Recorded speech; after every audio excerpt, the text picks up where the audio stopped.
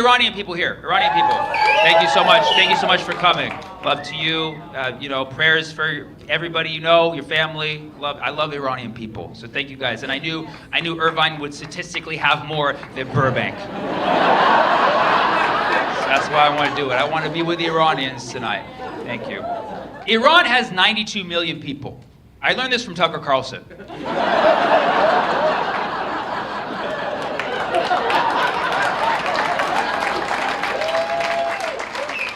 Iran has the biggest Shia Muslim population in the world, which is unique because it's always Sunni in Saudi Arabia.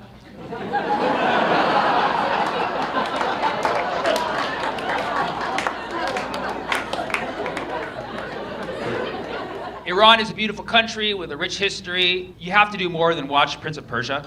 I love Iranian people, and I feel like I owe them a lot because I eat their food so often. The way they crisp rice. Yeah, tahdig, oh my God. It's crispy rice. Rice is naturally crispy, and then you cook it, it goes soft, but they crisped it again. Make rice crispy again, that's what I'm saying. Tahdig. It's a rice that you can take in the palm of your hand and just hold it. Yeah, I love tahdig. I love Iranian food. And I know that's not the greatest of reasons, but that's why I care about Iran. Iran used to have a democracy in the 1950s, but then this three-letter agency called the CIA said, have you heard of destabilization? Whenever the United States has interest in a country, you gotta ask yourself, how much oil do they have? Right? And the answer is a lot, okay? Iran has 270 billion barrels of oil. I don't want to start conspiracies, okay? Because a lot of people are like, the United States is just coming for the oil. It's like nothing like that has happened in the last 8 days, okay?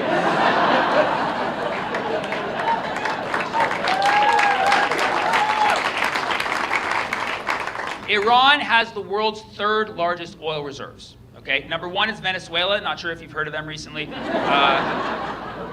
Number two is Saudi Arabia, but they're our ally because they did 9/11. And inside job. Number three is Iran, and number four is Canada, the 51st state, soon to be. And number five is Iraq, but I don't know if we have a history with them.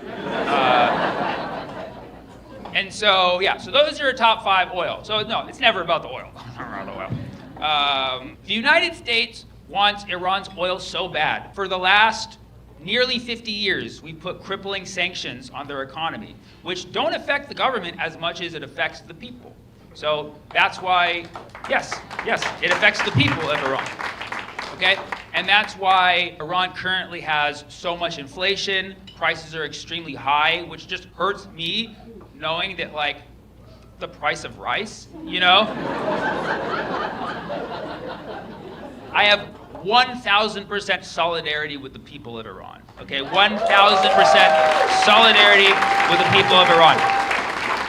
Whatever they're going through, I'm with them, I feel their pain, I hear them out. Because first of all, we don't know a lot about what's going on because it's really hard to get accurate information coming out of Iran. So I'm gonna share with you what I know, and I'm giving you some historical context, but we want the oil, okay? You know, for a while they had the Shah in place, they had the monarchy, and they were kind of moving to a more westernized form of society, but a lot of people in Iran didn't want that, so they had a revolution in 1979, and you've had the same regime basically since then. It's a very polarizing topic right now, because the fact of the matter is, the IRGC for the longest time served as kind of the biggest symbol of anti-imperialism in the world. They resisted American imperialism and took Iran back into their own hands. But as a consequence, the United States put crippling sanctions on them, which ultimately became a problem for the people.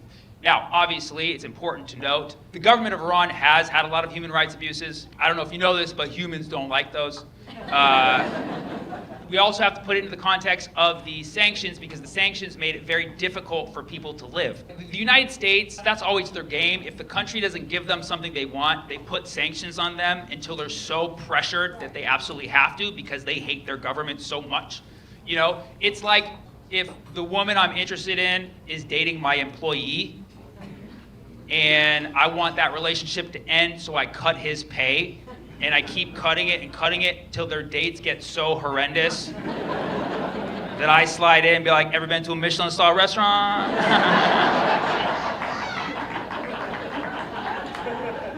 And then you have the CIA, which is constantly trying to do, mini psyops and basically just plan this long-term game of ultimately creating a regime change. And the CIA is like the creepy guy who stays in the friend zone, just waiting for the perfect time for the breakup to happen, except he also orchestrates and carries out the breakup. He's kind of like Diddy. Watch the documentary. A few weeks ago, protests erupted in Iran. So you got the supreme leader Khamenei, right? And a lot of people do support him. Khamenei, I don't know. Okay. Some say like only 30% support the government. Some say as much as 80% support the government. The numbers are variable, maybe because Iran invented algebra. Okay. And now the United States of Israel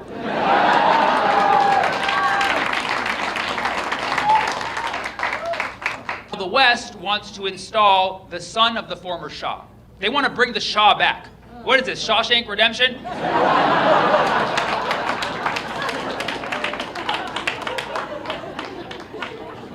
And so the Ayatollah's like, I told ya.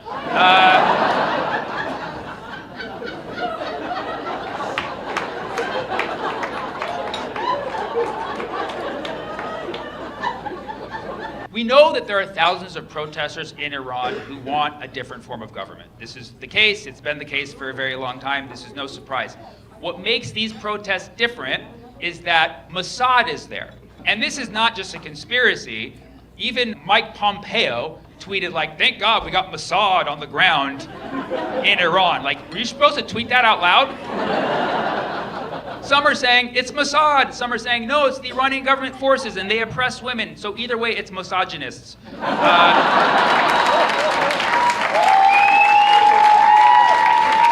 so the government started to crack down on the protests. The protests escalated. And then the government blacked out their internet like vital information in the Epstein files.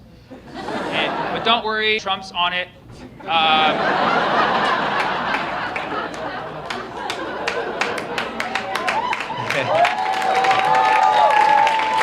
So Trump made a post saying he didn't like the way they treat their protesters.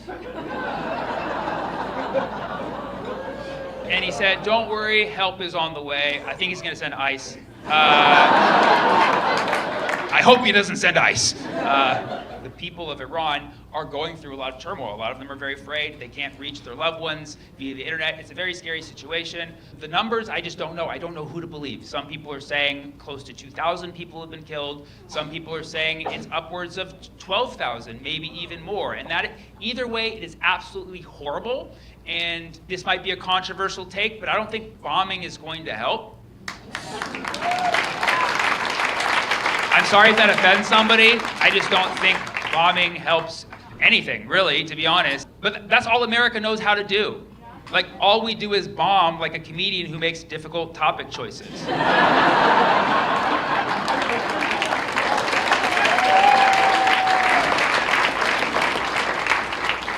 There's a lot of people out there saying, like, oh, where's all the Free Palestine folks now?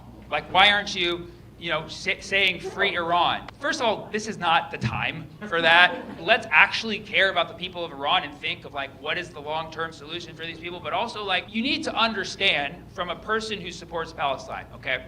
The reason why people are not jumping to say free Iran, because they know that is code for Iran to go into the hands of the people who are the reason Palestine is not free. Do you know what I'm saying? That's the reason. That's the reason. I would just feel weird saying free Iran with the caveat that they are not free under the occupation of the same people occupying Palestine. You know what I mean? But at the same time, if Iran does become essentially occupied by Israel, they won't be free. You know what I'm saying? So yes, free Iran, but like for real. You know what I'm saying? Free Iran, like for real. Free Iran from any oppression that it's facing internally and from the West. Iranians are good people. Iranians deserve a good economy. They deserve the best jobs. You're like, what about nose jobs? Sure. Sure. fine. Now is not the time to say, oh, Iranians want this, Iranians want that, if you are not Iranian, okay? Talk to Iranians, make Iranian friends, okay? Talk to Iranians, listen to Iranians, okay? And Iranians from Iran, not Beverly Hills, but Iran, okay? Not the Shahs of Sunset, but the Jabranis of Tehranis, you know what I mean?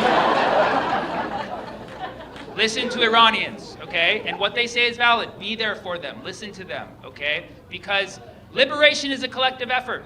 If one person is oppressed somewhere, all of us are oppressed. That's how it is. That's how it is, okay?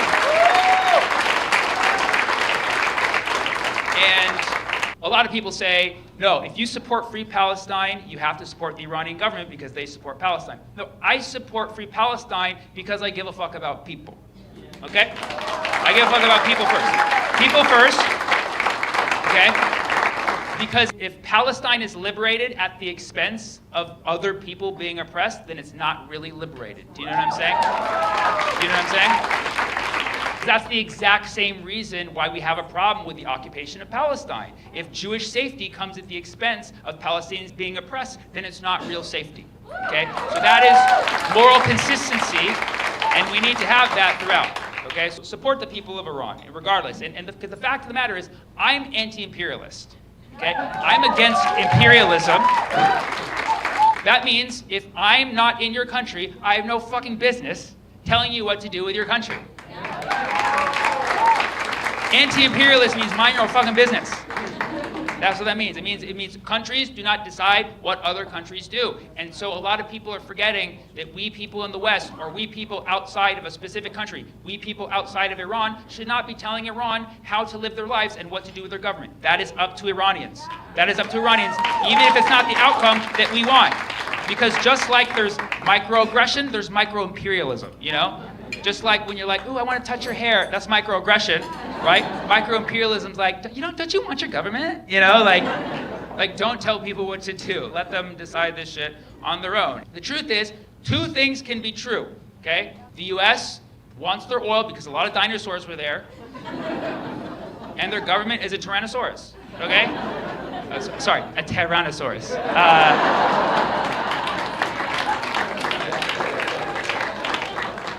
And if that pisses you off, fine. Let the Iranian people decide their fate. These are people. Iranian people should not be used as bargaining chips for our political affairs globally. You know what I'm saying? So let them do what they want. These are real people. This is not a sports game. Save that energy for the World Cup. I get it's a complicated issue, but it's like, what happened to nuance? You know what I mean? The other N-word. Sorry. We're talking about Middle Eastern people. Sand nuance. If Iranians want a revolution, then they'll have a revolution. If they want to, go back to a democratic form of government that they had before the West got involved, let's celebrate them doing that. Let them do whatever they want. But we also don't want the West to continue meddling in their business. And as Americans, the very least we can do is not vote for these motherfuckers who keep wanting to do shit in Iran. You know what I mean? All these motherfuckers. We need to stop Iran. We need to stop, well, they say Iran. We need to stop Iran. Iran. The motherfuckers want to attack a place, they can't even fucking say the name right. Iran. No, you ran your mouth, motherfucker. Do your fucking research. Do your fucking research. I always stand with the people. I don't stand with governments. That's just my policy. I stand with the people, not the government, period. Bar none. That's how I roll, okay? But like, I don't think governments are inherently evil because governments are made of people. You know what I mean? I know there's good, even in like evil governments, I know there's like decent people. Like I don't think everybody who works for the US government is evil. Just like I don't think everybody in the Iranian government is evil. And Israel, well, never mind. You get what I'm saying. Americans, we find it so easy to criticize other governments when they know their government better than we do. And like Iranians, they don't know, well actually they know our government pretty well actually, but I think everybody does at this point because it's publicly available information. But I just feel like we criticize government so freely that like the only way we could actually know that is by like maybe if we did like a government swap, like Wife Swap, remember that show? But like for governments, just for like a month, but like, oh my God, dude, the IRGC is wild, dude. So solidarity with the people of Iran. I think the whole world needs a revolution, and I right? And I think that happens, I think that happens from people like opening their mind a little bit, listening to other people, and not trying to always force their opinions on other people. Because your opinion is only one side of the story. It's 180 degrees. Bring some math into this. Your opinion is only 180 degrees. So you got to get the other opinion to get the full 360, and that's a revolution. Yeah.